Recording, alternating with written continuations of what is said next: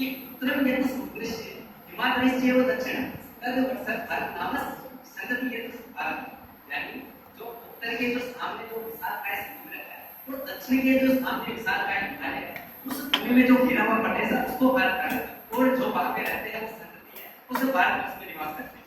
और आप देखो कि दुनिया में किसी भी देश के आगे भारत माता नहीं लिखा जाता, लेकिन केवल भारत के आगे भारत माता लिखा जाता है। क्यों? क्योंकि दुनिया में भारत एक ऐसा देश था जहाँ पे देवता भी घूमने आते, रमण करने आते।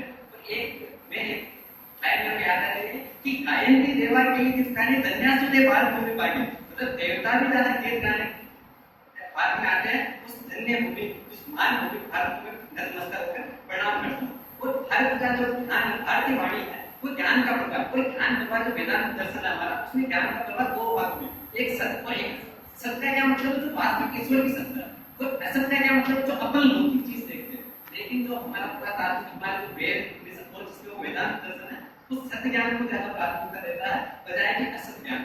उसके अलावा अपन बात करें तो जो हमारी विविधता है, जो हमारी सांस्कृतिक पहचान, वो हम भारत में, अगर भारत शब्द एक मायने में देखें तो भारत शब्द एक तरीके से अपने ग्रामीण क्षेत्र से, अपने कृषि से जुड़े लोगों से क्षेत्र हो। जबकि अगर इंडिया की बात करें तो इंडिया शब्द जैसे जो शहरीकरण के लोग हैं, जो आर्थिक पक्ष है, जो उद्यमी लोग पक्ष है, उनके पर भारत नाम थोड़ा अभी हाल ही में चर्चा में ऐसे है कि 5 सितंबर 2023 को क्या हुआ था कि G20 का सम्मेलन था, उसमें जो भारत के राष्ट्रपति को जो अभिनंदन दिया गया था, उसमें प्रेसिडेंट ऑफ इंडिया की जगह प्रेसिडेंट ऑफ भारत लिखा गया।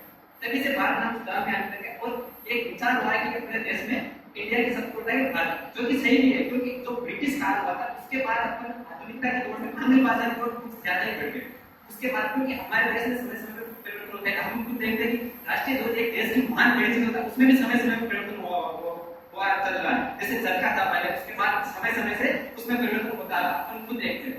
और जो हमारी सांस्कृतिक ऐतिहासिक पहचान, जो शकुंतला और राजा कृष्ण थे, उनके जो पुत्र थे भरत राजा, उनके नाम पे हमारे देश का नाम भारत पड़ा। और शायद कहीं ना कहीं अगर परिवर्तन करते आ रहे तो हमारे देश भारत शब्द एक जैसा अपने को प्रेम भी शब्द लगता है ना, जो हमारे ग्रामीण क्षेत्र में प्रवेश। धन्यवाद मित्र मेघराज अपना सुझाव देने के लिए।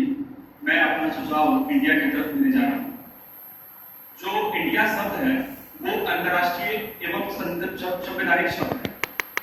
जैसे कि हम लोग जानते हैं कि हमारा देश लोकतांत्रिक देश है और इस लोकतांत्रिक देश में एक ही तंत्र राज करना है, जिसको हम लोकतंत्र कहते हैं।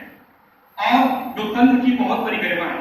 जब कभी भी इस पे जनता की राज होती है, जब कभी भी इस पे जनता की राज होती है तो स्वर्ग की स्थापना होती है, और जब कभी भी इसमें असामाजिक तत्वों की राज होती है तब खुले हुए जो साठ होते हैं उस तरीके से रौंदते हुए, सारे नियम कानून को तोड़ते हुए, सारे सिस्टम को तहस नहस कर देते हैं।